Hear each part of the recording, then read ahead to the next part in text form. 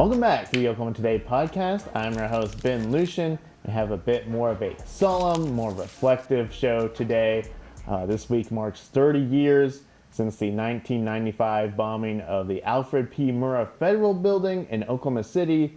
We paid a visit to the Oklahoma City National Memorial and Museum to talk to current Oklahoma City Fire Chief Richard Kelley, who, in addition to 3 decades of fire service, was also a first responder on that day. So we look forward to hearing his story. He has a lot of interesting details to share with us. When I arrived on scene, it was really hard to take in, so much there. We are dedicating the entire first half of the show to sort of reflecting on that day and sharing some of our own stories. We also have some readers submitted or some listeners submitted stories that we're going to read as well. So with that said, let's go ahead and bring on our full team here. How are we all doing today? Very good. Yeah. Good. We had it's taken a long time to get set up to record this episode. Yes, we had some audio issues. That's but okay. we are ready. That's we are okay. ready We're here. now. We're here. Now, full disclosure, a lot of us were not terribly old in 1995, like school age or younger even. But we are fortunate to have Chris here, who was a working video journalist at the time, and he has a lot of interesting stories from that day. So without further ado, I guess the question of the week this time is very straightforward. Where were you on April 19th, 1995? Editor-in-Chief Nathan Gunner, what about you? I was weirdly in current events class. Mm-hmm. Oh, at 9:02 that morning. I know, isn't that strange? I was in my 9th grade current events class, which most of what I recall about that is the teacher pretty much every day opening a paper and going, "I'm going to read the paper. Don't make too much noise." It was a really good class. But yeah, I remember we didn't hear anything. Mm-hmm. No one heard a loud boom. Nothing stopped the class. No one appeared to hear anything that I recall. I remember that. The first thing I remember is they came over the intercom and said, if you have parents who work downtown, you need to come to the office. Basically is what they said. And some people got up and went down there, and then that was probably about the middle of the class period, and then before the class period let out, they came over the intercom. No one really knew what had happened, so they just really said, we just want to let you know that there's been an explosion downtown. Mm-hmm. Details are still coming in. We don't know what's happened, et cetera, et cetera, et cetera. So the rest of the day was kind of everybody just wandering around sort of in a daze at school. And I knew a couple people whose parents worked downtown. We had a couple people in our school. I went to Brink Junior High in Moore, so as did Bridget. So we were both there on that day. We had a couple people in our school I know who lost parents. We had a couple people whose parents were injured working downtown. My husband actually knew someone he knew very well. Someone he went to school with lost a parent. And so he remembers that funeral very well. Mm-hmm. So what was sort of the rest of that day or week sort of like? Very strange. We were in the 9th grade, so some of the stuff I remember is just 9th graders being stupid and really inappropriate and rude about it, and gross the way that 14-year-olds deal with things by finding kind of the worst thing they can say and saying it. Might be part of the grief process. I think maybe, but I'm not to let it off the hook because it was kind of not okay. Sure. Nothing I would ever repeat, but that's a lot of what I remember. And then I remember it was the early days of AOL. And by the time I got home at the end of the day, still no one really knew exactly what had happened. And so I remember getting on an AOL chat room and asking, does anybody know what happened? And of course, nobody did. But that's what I remember. Yeah, it was just a really, really intense day. Yes, for sure. Now, Megan, you were not in Oklahoma in 1995. No, I wasn't. And I would have been 2 hours earlier than... Mm-hmm. You were on the West Coast. Yes. Yeah. So I just remember I was getting ready for school, or maybe I was still in bed, knowing me, because it was about 7 a.m. And I think my dad called my mom, and there was lots of yelling because my parents moved to Washington from Oklahoma and have lots of family still in Oklahoma, so it was a big deal in our household when that happened. Do you remember if it was discussed much outside of the household? Oh yes, yeah, no, it was that's all that anyone was talking about at school, and it was all over the news. Yeah. It was a big deal everywhere. Nothing like that had ever happened before. So we were, there was a lot of, I don't feel like we got a lot done at school because we were watching the news and talking about it. So, Right. yeah. Yeah, I mean, how could you? I mean, to this day, the biggest U.S. domestic terrorist attack Yeah. in scale. So, yeah. It's a scary, scary day. Yes. Now, Kirsten, you are the youngest person here on the panel, and you were not born yet at the time of that bombing. Yes. No, I was about 3.5 years after that happened. Yes. So. Well, I have like a couple of questions. Like, first of all, like, have your parents like said anything about that day? And also, as someone who wasn't born at that time, who kind of just grew up in Oklahoma with that as a reality, like, do you remember a time when you like learned about the bombing, or is it just something that's always kind of been around? I feel like it's kind of a mixture. I kind of remember learning about it in school through some of our history classes, or like some certain classes, or some of the college classes that we were into, they would have it where you would go take a field day to the museum, and you'd come back and write a paper about the history of it and just kind of how it plays into Oklahoma's legacy overall. But I mean, it kind of became, I don't want to say like commonplace necessarily, because that kind of sounds bad, but I mean, it's kind of just something we all grew up knowing afterwards, since I and my generation was not here when it happened. Is it something that have your parents like talked to you about like what they remember from that day or anything? So I haven't actually talked to my mom about it. I talked to my dad about it, which because he was also a fireman. I've asked him about it, but he wasn't a fireman yet. He became a fireman around the time I was born. So back then he was still just farming. And he said on the day that it happened, he doesn't quite remember if it was the day it happened or the day after, but he actually came up to Oklahoma City with a family friend because the Farm Expo was that same time, and they were coming up to set up a booth at the Farming Expo. Interesting. Yes.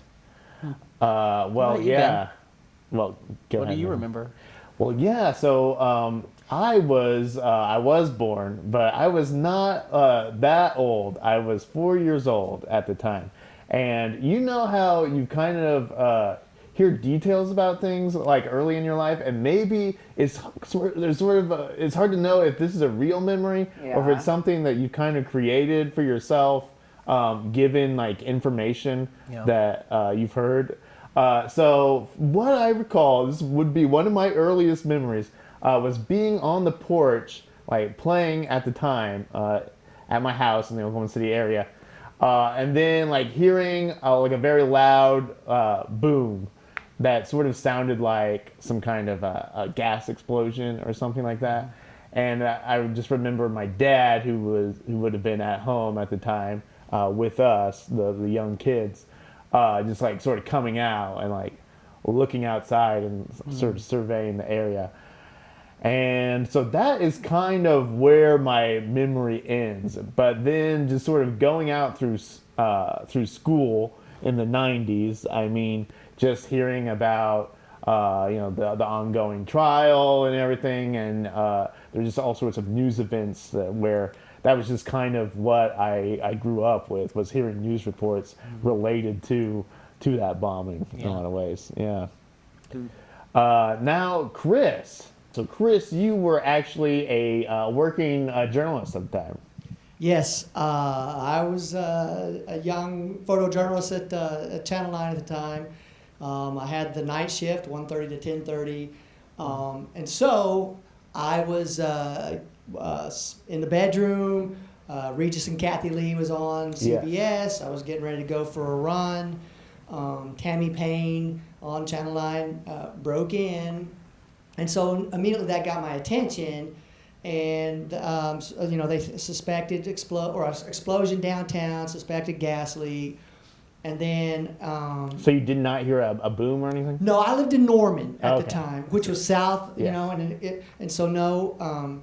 But then they took the helicopter shot, the iconic helicopter shot as it came around the building, And Jesse Gary, the reporter, has the, holy cow, what the heck happened? And I saw the building and started changing clothes. Yeah. Because I knew, Yeah, you were going to work. Yes.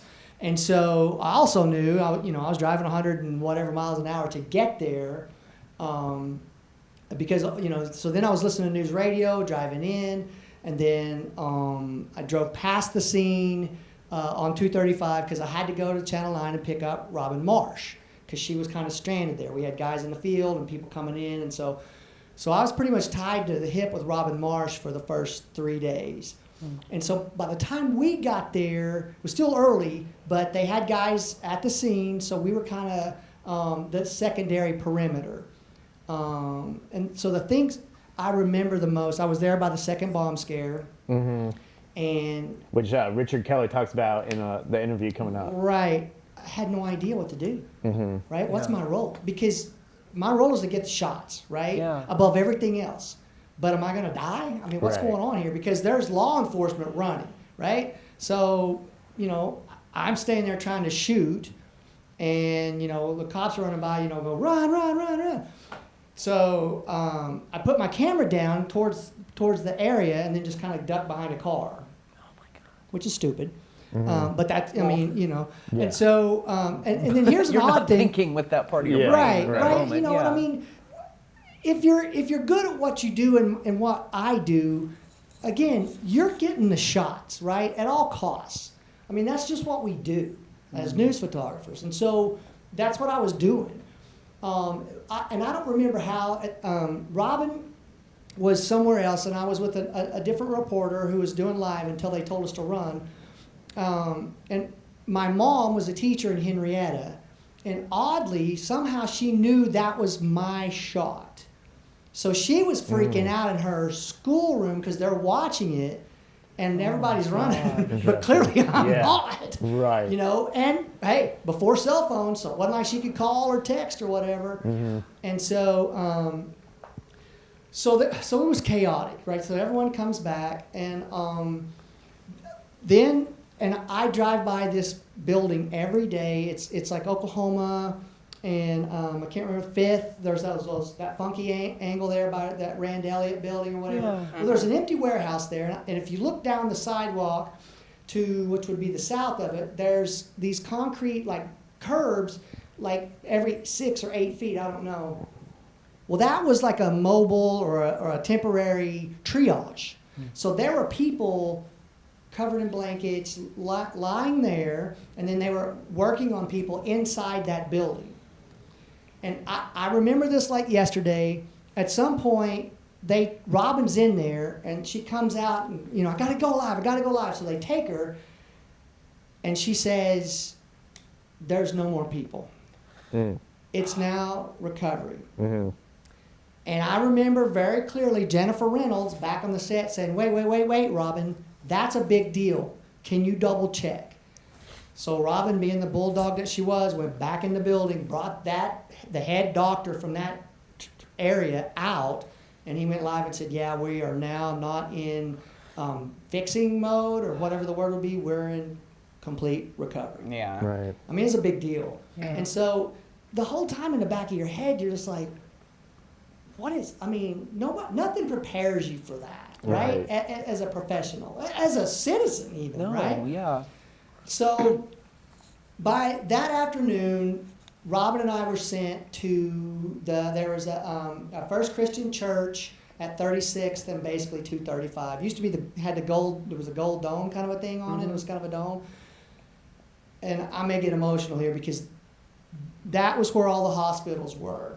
Had their booth, had their table set up, and people went to find where their people were. Yeah. Right.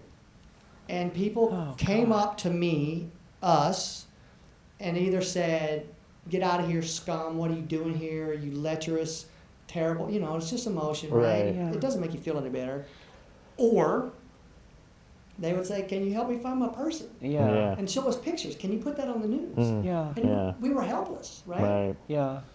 And at some point right after a live shot, like a guy flipped out and tried to, because when we do the live shots, there was a crowd around us inside the building, and then there was a policeman there, but a guy flipped out and tried to, I don't want to say attack Robin, tried to get to her. Oh my gosh. Don't know what happened, and they took him out. I mean, it was just a crazy time. Really high emotions. Yeah. Right. And so just to fast forward, the next day I was there, and by Friday, the day it rained, I had gone to the news desk, and I'd never done this in my career, and I just said, please, can you send me somewhere else? Yeah. I can't. I can't do this anymore. Yeah. And so I got to go to the scene Friday. Then Friday was the day that they discovered McVeigh and Perry, which is another bizarre story. Yeah. Because Gary England was doing a weather show in Perry, and so we had production crews in Perry, setting up for a weather show at the high school gym or whatever they did. Okay, and then one of our assignment editors' mom worked in the courthouse.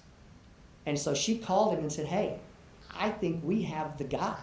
Oh my Wow. gosh. Yeah. And so I'm at the scene downtown, and all of a sudden our live truck, our satellite truck, started packing up. And the guy's name was Stuart Stubbs. He never got in the center. He was on the edge for this very reason, because he got out. And we went to Perry. Yeah. I didn't, but Channel 9 did. And so we were the first ones there at Perry. And then And that's that famous shot of him coming out. And, yeah.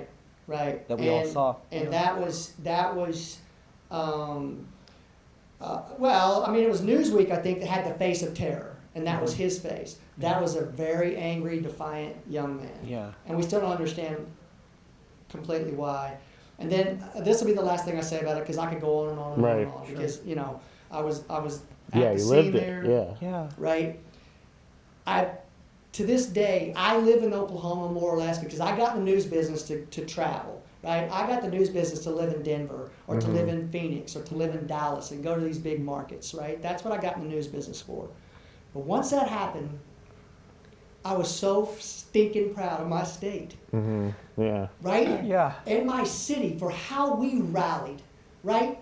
They said the workers need gloves, and there would be thousands of gloves show up. And people would bring ice chests full of food, and people would bring whatever they needed. Yeah. On that Friday, when it rained, I was halfway up there and realized I don't have a raincoat. So I went to Academy. They weren't open because, we were working 16, 18-hour days. But I saw somebody tapped on the door and said, hey, man, can I come in and buy a raincoat? He's like, what are you doing? I said, well, this, that, and the other. And he said, go get what you need. Oh, wow. I still have that coat, Yeah. by the way. And then it was, what was it, Mr. Rogers that says, look for the helpers, Yeah, look for the good. And we just saw it all the time. And then that Sunday, okay, I said that was the end of Sunday. So that Sunday, I lived in Norman, and there was a 5-acre field next to mine that was empty, and everyone knew it. And they also knew that I always had a go bag. So if somebody needs to go right now, it's Chris, because he's got all this stuff. So they called me and said, hey, are you ready to go? Can you go? And I was like, yeah. So they were going to fly the helicopter and land in that field to pick me up and fly me to the airport. But the pilot was kind of hinky about it. Totally get it. So he flew to Max Westheimer. So I drove to Max Westheimer. Another photog drove down, gave me extra batteries, extra stuff. I got in the helicopter. We flew to the back end of the airport, and American Airlines was waiting for us. Oh my gosh. To go to Los Angeles because they thought at the time that they had John Doe number 2. Oh, yeah. Wow. And so I'm in the Denver airport watching Bill Clinton give his speech or his talk. It's not even considered a speech. And it was just a surreal thing. Yes. And then my reporter, it was a whole lot different back then. My reporter lost his ticket to get from, we were going to LA, Denver to LA. And he's like, I'm going to have to use your ticket. And I was like, well, no. And so we went to the American Airlines and said, hey, we have got this problem. And they just said, look, just deal with it when you come back. Just come back here, get to LA, and then when you come back here, we'll sort it out. It was the most pre 9/11 thing Yeah. Right. I've ever heard in my entire life. And then they held the Wow. plane for us. Wow. Wow. Until we got on there, and then we get to LA, and then I mean, like I said, I could go on and on and on, but I'll just end it there. Yeah. Right. But I'm super proud to be an Okie because of our Yeah. response. And the Oklahoma standard is real. Mm-hmm. I mean, it's a thing, right? Right. I mean, it's a thing. Mm-hmm. And so, anyway, so that's part of my story. I like I said, I could go on Yes. and on Yeah. and on, but we'll end it there. Well, we Well, and thank you. I think it's worth. I mean, yes, thank you. That's exactly what I mean. And I think it's amazing to me though the degree to which people get aggressive with and hateful toward local media, and this is what I always think about when that happens. You talked about people coming at you and stuff, and on a day like that, you can kind of understand it because it's high emotions. But that kind of stuff isn't uncommon in local news. And I think about every time I hear about something happening, I think about the bombing, and I think about the fact, about you and everybody else that we know that was there that day reporting, and the fact that the field of journalist trauma was invented in Oklahoma because of the bombing. Oh yeah. And they're still studying that at For the University sure. of Tulsa. They're studying, specifically the trauma of journalists, because the idea is you're objective. You're an objective observer, except you're also a human being standing there, and this is happening to you too. At the same time, it's happening to everybody else. And so they never thought, until the Oklahoma City bombing, they never really thought to study what the effect is that this has on the people whose job is to report it and to not show any emotion and to not react, and what that does to you. And it's an act of heroism. Because the public needs that. Well, The right. public needs the especially in information. this It's instance. vital. And Channel 9 got us therapy, Awesome. Yeah. which was Yeah. way ahead of their time. Yeah. Right? And I have a very good friend that has done a whole bunch of dissertations, and she's traveled all over the world giving media things because she studied trauma in journalists. Yeah. And as she's kind of the world's expert on it now. And so, but it started, she was a producer at Channel 9 at the time. She works for OU now. But yeah, it was unheard of. Well, Yeah. therapy, Right. you don't need therapy. And Definitely. then you sit in there and you're like, oh. Yeah. Yeah, it's an I need entire therapy. field, and I got that education as well. So we did have a Continuing. few stories from online of some things that people want to share. Fran McElrath Earls said, I know exactly where I was. I was at work on 63rd and Western, alone at the time in the building, but talking to an associate in Stillwater on the phone. The explosion knocked me out of my chair, and I told the associate that was the biggest backfire I've ever heard. I was shaken. Everything coming into work, everyone coming into work had a different story, which I'm sure.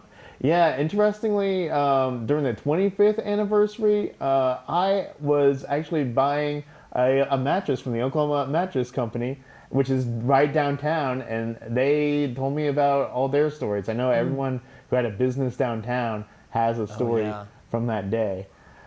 Tina Lynn Farmer says, I was volunteering in my son's classroom when the secretary came in and quietly told the teacher that she just received a call from family in OKC telling them there was a huge explosion. We turned on radio during recess and began to learn details. So that was a volunteer in the classroom at the time. And then finally, Hunter Pack said, I was a third grader.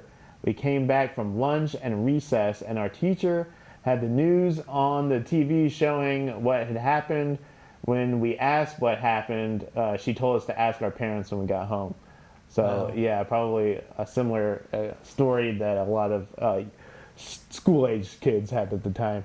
And we had several more answers, and if you have any of your own stories, you can feel free to share it in the comments. We'll Please read do. those later. Yeah. So now we will go ahead and hear from Richard Kelley at the Oklahoma City Memorial. He has a great story, so let's hear it. We are thankful to be joined today by Oklahoma City Fire Chief Richard Kelley. Thank you for joining us today. You've been serving the Oklahoma City Fire Department for over 30 years, so thank you for that service. Awesome. Thanks for having me. I'm real excited. Yes. And you were a first responder that day on April 19th, 1995. Yes, sir. What do you remember about that morning? As I understand, I believe you were off duty that day? Yes. Sir. Yeah. It's interesting, when you go back and you have you think about things in the past, but I do have a pretty good recollection of that day. Oklahoma, April weather, like we see out today. I know it can be different every day when someone's listening to this, but beautiful weather. Seemed like not a cloud in the sky. I remember this is very distinctly. Regis and Kathy had just come on TV, and watching Channel 9, and all of a sudden I hear something in Oklahoma. I thought it was thunder, so I just opened the door. I lived about 45 minutes southwest of the city. I lived out by Blanchard area. But I heard something I thought sounded like thunder. I opened the door and a beautiful sky. I thought, oh, that was interesting. Shut the door, didn't think anything about it. Couple minutes go by, and all of a sudden I see Channel 9 news coming on saying, hey, we've had an explosion in downtown Oklahoma City, and obviously piques my interest in watching, and the helicopter pans around. It had a helicopter in the air, and they pan around. They said, it looks like a gas explosion. Well, I could tell right when I seen this is not a gas explosion. You can see half the building gone. And so I'd been taught for years. I only had about 3.5 years on the fire department. And I'd been taught at that time we really don't do callback. We're able to handle things in the department with the staffing we have on duty.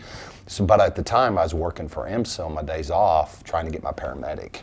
So at that time, I realized I'm probably not going to call back for fire, so I got my IMSA uniform on super quick, went downtown as quick as I could, and I caught the last ambulance out of their post and dropped me off on the northwest corner of the building. I would say about 9:40 that day, so that kind of led up to that pretty quick, but then I got dropped off on the corner and went from there. Right.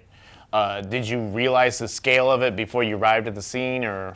I did. I mean, just from obviously even the footage from the helicopter didn't do it justice. When I arrived on scene, it was really hard to take in. So much there, a lot of chaos. When I say chaos, just when you have that type of incident, a lot of people, active in that area, a lot of fire apparatus on scene, a lot of civilians on the scene. And when I was dropped off on the corner, obviously there were some IMSA personnel working there, and they recognized me, being a firefighter and also working with them. I knew the staff, and they said, hey, you're a firefighter. I need you. They gave me an orange helmet. I still remember there's pictures in the museum of that. Gave me an orange helmet. They said, make sure people aren't going in and out of here, get people what they need. So I worked on that corner. I didn't go into the building. That's one thing as a firefighter I've taught, if I'm given an assignment, make sure you take care of your assignment. And I was making sure people had what they needed on the corner, had a lot of people. I still remember people coming up to you, and it was very loud talking. Obviously, everybody's amped up, and I'm like, hey, calm down. What do you need? What can I get you?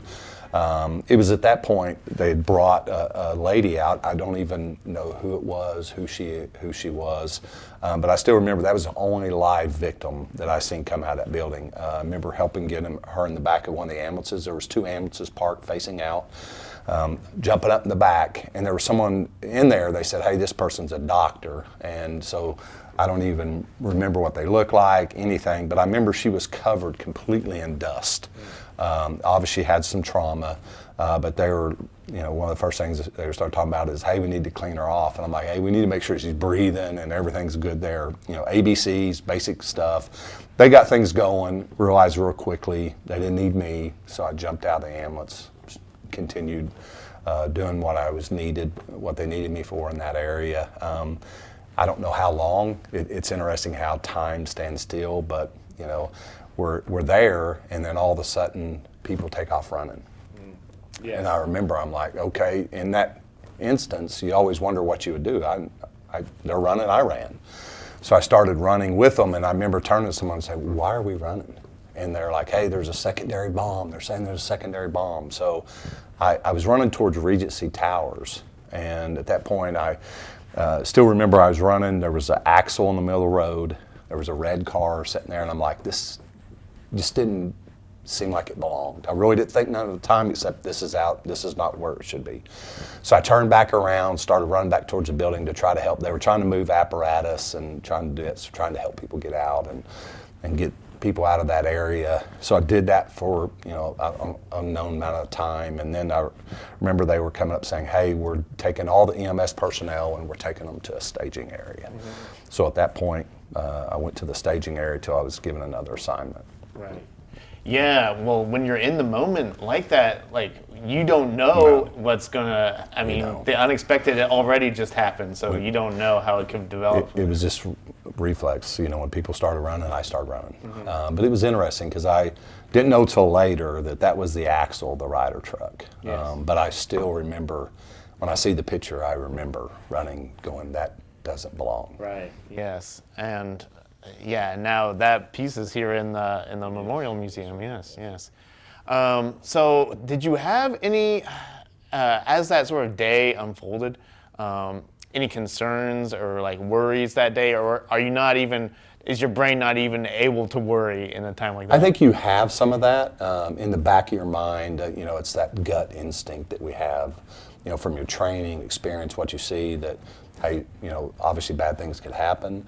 But even with that secondary device that they talked about, you're still like, hey, I'm going to go and provide help to what I can do. So we went and staged. We were there for a while. It seemed like an eternity because you're wanting to get back into it. It was like on 13th Street and a lot of ambulances. They pulled us all together and then they said, okay, we're going to send some of you back down the site. And I was collected in that. Sent us back down to the courtyard area, which is the elevated, courtyard that you have that comes off 4th Street. And I remember going up there and there was a ladder, a couple ladders down in there, and they were talking about working in the basement. And I really, didn't know the structure at the time very well to know that that wasn't a basement. It was the first floor that walked out on 5th Street. But on 4th Street, the area, there was that elevated courtyard area. So that was basically walking into the 2nd floor where the daycare was. So I worked there for, I don't know, it seemed like a long time, helping, get stuff, people needing supplies. Didn't see any patients coming out at the time, but we were trying to provide what assistance we could.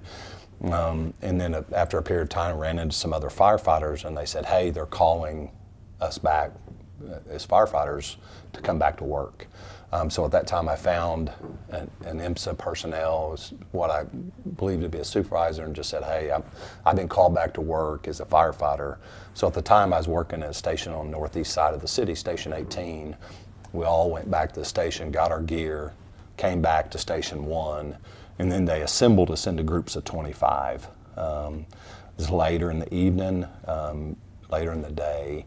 At that time we had some windstorm, a lot of different things happening that day. The Urban Search and Rescue, the lead team had showed up at headquarters there from Arizona Task Force 1.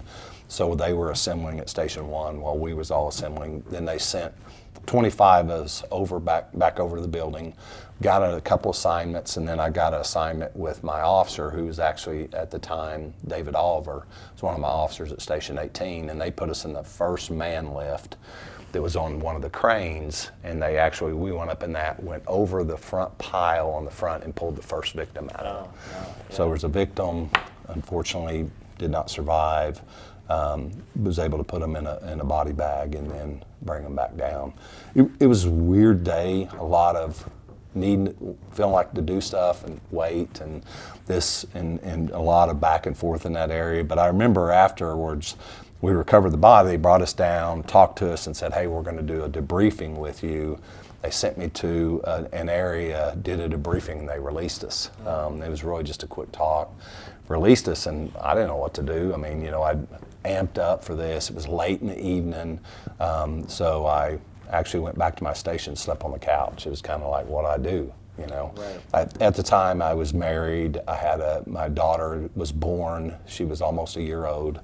But at the time, I'm like, I'm just going to go back to the station because I really didn't know where'd I go from there. Right. And you ended up working, I mean, obviously the response didn't end after one day. You spent several consecutive I worked days out of the 16-day rescue and recovery phase. I worked about 11 days. Wow. So we had a day off in there, and I don't even remember the time schedule, but I came back to work. And what they did when we were back on duty, they rotated us down. And I was at a 3-company house, which we had an engine, a truck, and a squad. And at the time, they tried to rotate people through 8-hour time frames on the site. I had a more senior crew. So I would go down on one rig, come back, take a break, and then I would go back on the other rig, take someone's spot. So I would usually on my day, even on my duty days, I spent about 16 hours working the site. And then we were going on our schedule. The way it fell was we had a 4-day off, and they actually on the blue shift, they called us all those that wanted to do overtime. So I worked that 4-day when they went on to a day off. So I worked that time frame, and then May 1st, we started moving into, the chief made the official announcement, hey, we're actually moving into the recovery phase.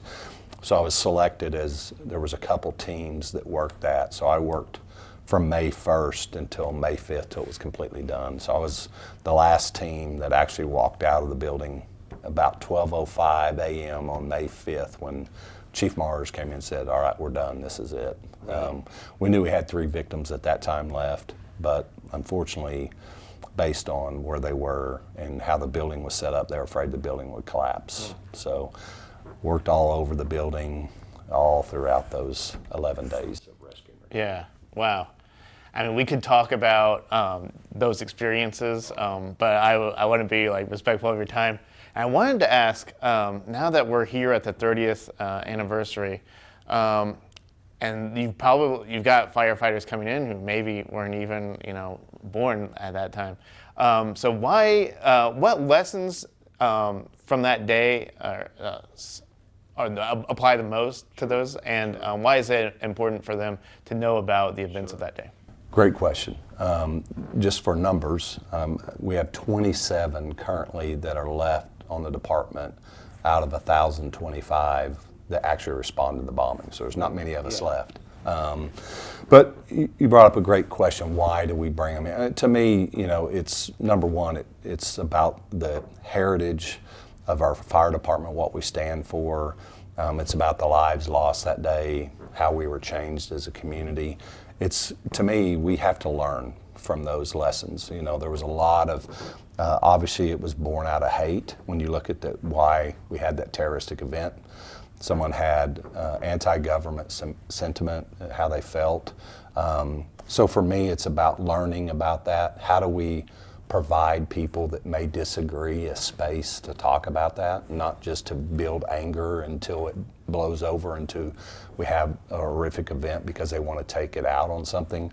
So that is part of it. It's to honor our firefighters, and not just our firefighters, but every firefighter in the state that responded, the 11 Urban Search and Rescue Task Force, to honor that, to learn from that. It's to honor the Oklahoma Standard. When we think about the Oklahoma Standard, for me, is not just about the fire response or the public safety. It wasn't just fire department in Oklahoma City, it was police, IMSA, all of our city workers that were there working. There was a lot of people working together, that collaborative event. But it's really learning from that. The Oklahoma Standard that we talk about, our residents support public safety in this community, and how anything we need, they brought it to us. And everything about that is what it's about. But first and foremost, honoring the 168 that were killed, doing their job. They're showing up to work. They're residents coming to Social Security office. They're kids in a daycare, innocent kids in a daycare. So it's about that. And you never want to lose what that is about our community. Right. And that for me is the most important part of it. But what we say in that, our firefighters that we hire all go through this memorial, and it's to know the community they're serving, to know the expectations we have as Oklahoma City firefighters, to uphold that standard and to learn from it. yes. So it's extremely valuable that we do that. Yeah, and as we speak right now, you are actually about to give sort of an eyewitness tour. Of yes. that. So, And part of that, I'm honest in this discussion of, I didn't come here. I went to a couple outside events, but I never came to the museum until I was a fire chief. I mean, because there's so many things you go through, and it gives memory and brings back a lot of things. And for me, I didn't realize this till I went through. There's a lot of things that I guess the blessings of how the human body works and the mind, and there was a lot of things I'd suppressed and really didn't even know about till I walked through the museum. I'm like, I was there, I remember that. So almost every time I go through that, there's something that I learn about. For me, it was learning too about the criminal part of it, of how the investigation and how they were prosecuted and I didn't know anything about it, because when I walked out of this building and the building came down, I walked away from it. I didn't want to know. You know, it was just one of those deals of how do you self-preserve. And so I learn something new every time I go through it. Right, yes. And that's sort of the importance of the memorial, because when you have a day like that, you can't forget it. Sure, and you don't want to. I mean, part of that I know of being there, that you don't want to remember those things, but the reality of it is if we forget those things as a society, then we have the opportunity to repeat that. And it's so important that we don't, and we learn from that. Well, Chief Kelley, I think that's a great way to end. So thank you so much for joining the show. Thank you. It's an honor. Yes. I appreciate it. So 5 years ago, when it was the 25th anniversary, we did, and it kind of died of COVID, but we did a whole issue dedicated to this. And will forever in my life be one of the most amazing moments ever, was when we sat down with the archive of things that aren't in the museum and photographed it. One of the things in that issue is they let us photograph things that have never been on display. And so we held like pieces of the truck. It was weird. Like there's a photo of my hands full of like shards of glass from the Murrah building, and it was intense. It was a really intense thing, but it turned out beautifully. As someone who wasn't here when that happened, so moving and so important. It definitely made me cry. Yeah, we cried a lot working on that issue, as I recall. Now, I do have to say, if you are interested in attending the 30th anniversary remembrance ceremony, that's from 8:30 to 10:30 a.m. on April 19th. It's outdoor at the memorial, not a ticketed event, so it's kind of first come, first serve. They will be having a moment of silence. They'll be having, they're going to do a reading of the names of all 168 people who died that day. And also, former President Bill Clinton will be there to give the keynote address. So, that's going to be April 19th outside at the memorial. And then in addition to that, they will also have free admission at the museum that day. Which, if you haven't been to the museum, I mean, it's world class. Well, for sure. it's been renovated in the last many years. So if you had been a long time ago when it opened and you haven't been in a while, it's a good time to go again. Yes. Yeah. All right. So now we are transitioning to the Podvent part of the show. Just a little transition here. This is a part of the show where we go through the travelok.com event calendar, pick out a few of our favorites. Is there anyone who feels up to going first this time? I will. Megan will go first. I'm talking about the Herbal Affair and Festival. And where is that going to happen? It will. We're just responding to Chris Triangle here. Park in Sand Springs on April 19th.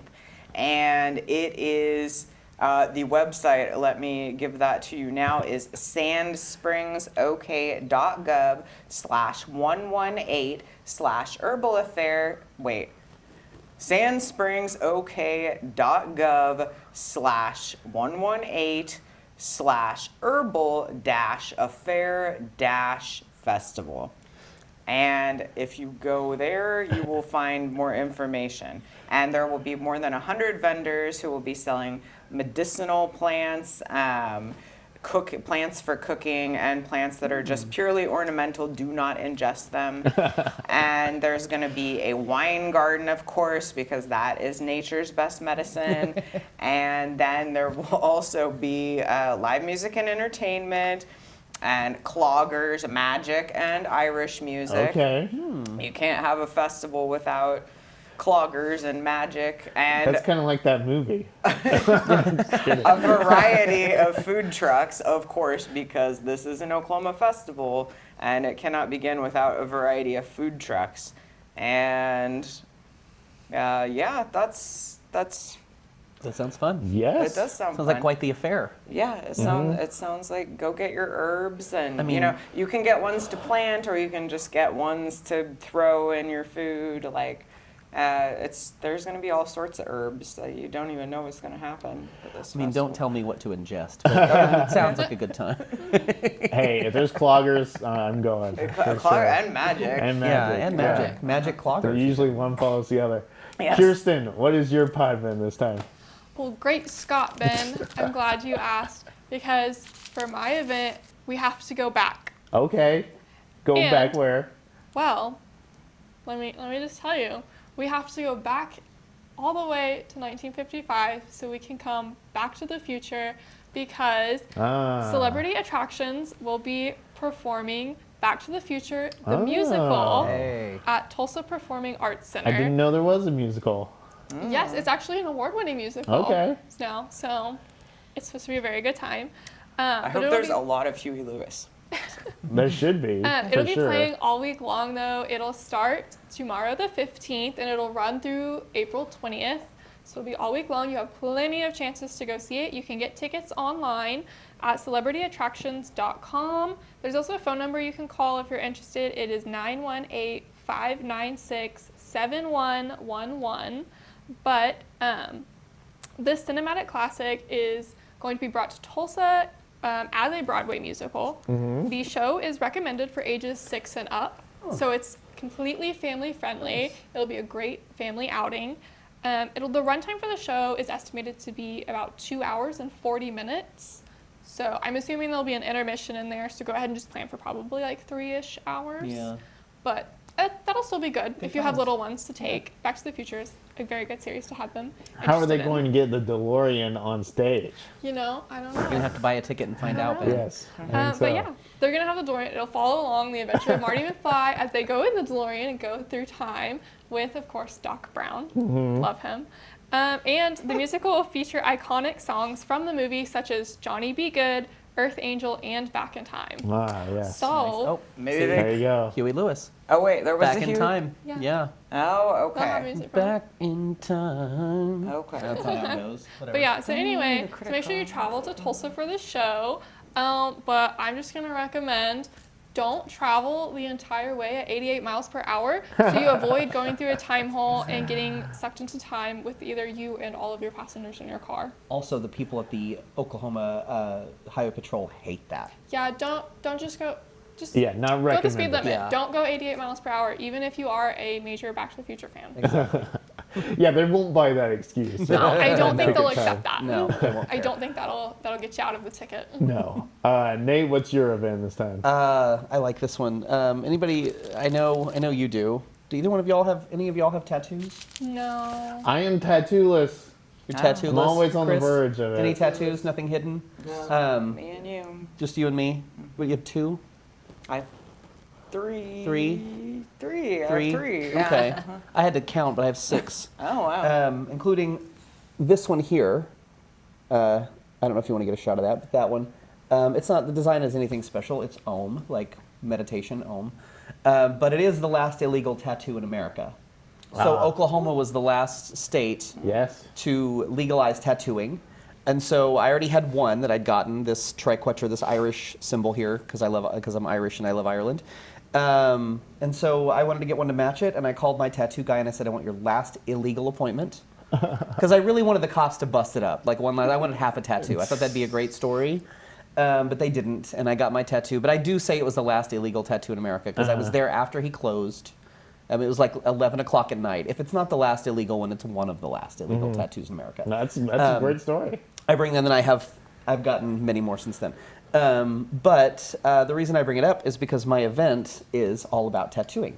It is called Body of Work, More Than Skin Deep. This is an art exhibit at the Cherokee Strip Regional Heritage Center in Enid. This goes from April 15th to June 15th.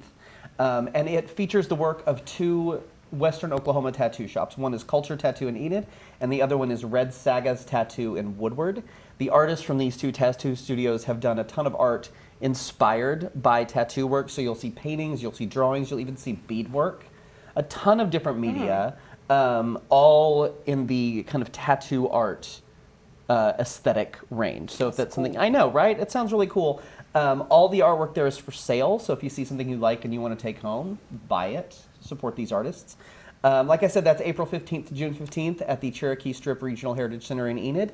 Admission is $7 for adults, $5 for seniors, $4 for kids ages 6 to 18, and then it's free for veterans, for active duty military, and for members of the Oklahoma Historical Society. All get in for free. Oh, very nice. I know. So go to Enid and go to the tattoo show at the Cherokee Strip Center. It's called Body of Work, and it'll be there through mid-June. I'm Very excited. I know cool. it sounds great, right? Next time in Yeah. Enid, I'm going to run by there and check it out. And I It love sounds neat. tattoo art. Yeah, we got to get you a tattoo, maybe on your face. Yeah, I've always said if I got a tattoo, it'd be something practical. Yeah. Like You should just a get your message to beard myself. tattooed on. Oh my god.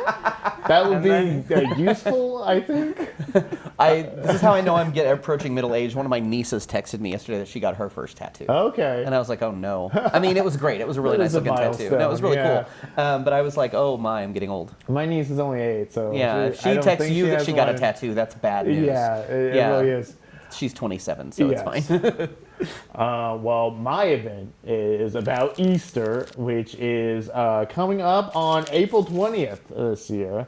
So growing up, my favorite part of Easter was, of course, the egg hunt. We're all egg hunt veterans in here. Everyone Oh, we has had done an egg egg hunt. hunts. Yes. Yes. Yes. Well, why are you giving me that face? I had some, I'm not going to identify them. I had some relatives who would hide eggs for their kids, and then you'd get in trouble if you found one. Oh, okay. That's And they had like that's not $20 great. bills in it and stuff, and so it was exciting. And then, but it was like you were in trouble if you found one of their, even though they were hid with the rest of the Yeah. eggs. I have bitterness. Yeah, about this. that It's makes not it okay. kind of complicated. No, I had to like give one of my cousins $20 Mm-hmm. one time that I had found. I was mad. Yeah, Yeah, that's, yeah, that's yeah. kind of rotten. Don't You know who you are. like, yeah, have your own egg hunt. They're or not something. watching. It's fine. Did we feel like we were good at egg hunting? Or, Oh yeah. Yeah. Oh yeah. I always sort of felt like I was not good and felt bad about it because I wasn't like assertive enough. See, I was too polite. We all the hunted. eggs, We you were. We had to Okay. find our Easter baskets. That's what we hunted Ah, for. It was okay. usually pretty I was easy. gonna say it's kind of a big thing to hide. Well, I mean, outside was not off limits. Oh so, my. Okay. Like, Wow. and my brother It's would like high up in a re-hide tree. mine. Like, yeah. So. Well, that's interesting. Now, for serious egg hunters, the absolute best place to go is Ardmore, because on Thursday, April 17th, they're having their annual Easter Egg Extravaganza. This is at the regional park, specifically at the North Softball Complex site. So, over 30,000 eggs. Candy and prize eggs will be hidden there on the softball field. And in addition to that, what's even cooler, this is happening at around sunset is when the hunt begins. Yeah, Ooh. so it's not one of these daytime ones. It's as the Wow. sun is setting. It's for younger kids who enjoy egg hunting, ages 4 through 10 is Okay. for the softball field.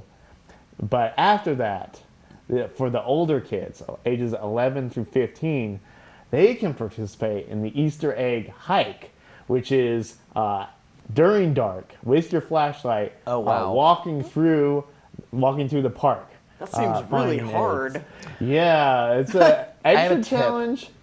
And I have such a good idea. What is Take your a good black idea? light flashlight because those are like neon. You know, those Easter eggs are neon colored. They'll just pop Well, right I out. believe they actually do something like that at Halloween in like some state parks here. You Yeah, can find more Easter eggs with a black light flashlight. This sounds like Yeah. a real challenge. it really does does. sound a challenge. Worth it. I mean, especially- candy I prizes. mean, it's for ages 11 through 15, but it sounds like it'd be even challenging for me to do as an adult. Yeah.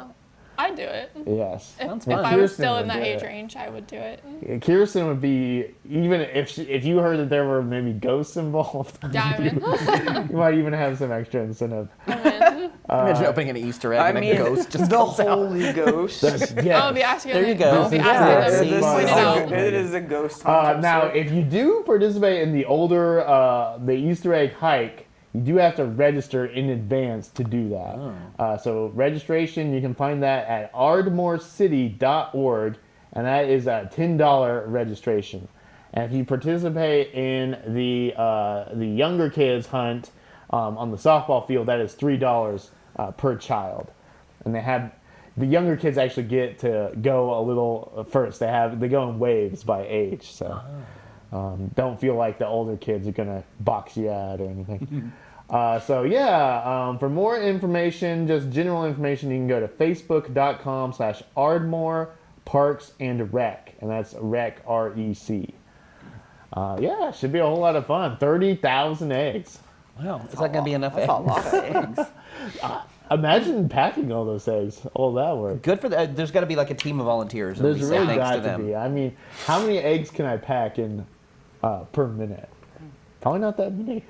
Depends don't on what have you're practice. packing them with. That is true. Good point. Depends on what is Mashed being packed. potatoes. Also. Ew. Well, it's time for star of the show, and I have to give it. I mean, there's a lot of ways you could go. I'm giving it to Richard Kelley, and then the whole memorial. I know they've been especially busy leading up to this 30th anniversary, so a lot of hard work's gone into that. It really is a special place. You know, there's a reason every time the Thunder sign a new team member, they take them there. Oh yeah, You that's know, true. It's a place everyone, and I mean every American, everyone Yes. really needs to go.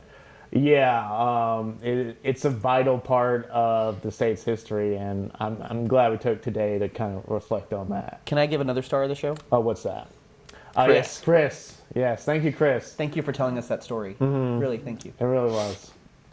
Well, that is all we do have for this week. This has been the show known as the Oklahoma Today podcast. Head to oklahomatoday.com or pick up our latest issue on newsstands right now. You can send your feedback to oktpod@travelok.com. We'll talk to you again next week. Bye. Bye. Bye. Goodbye.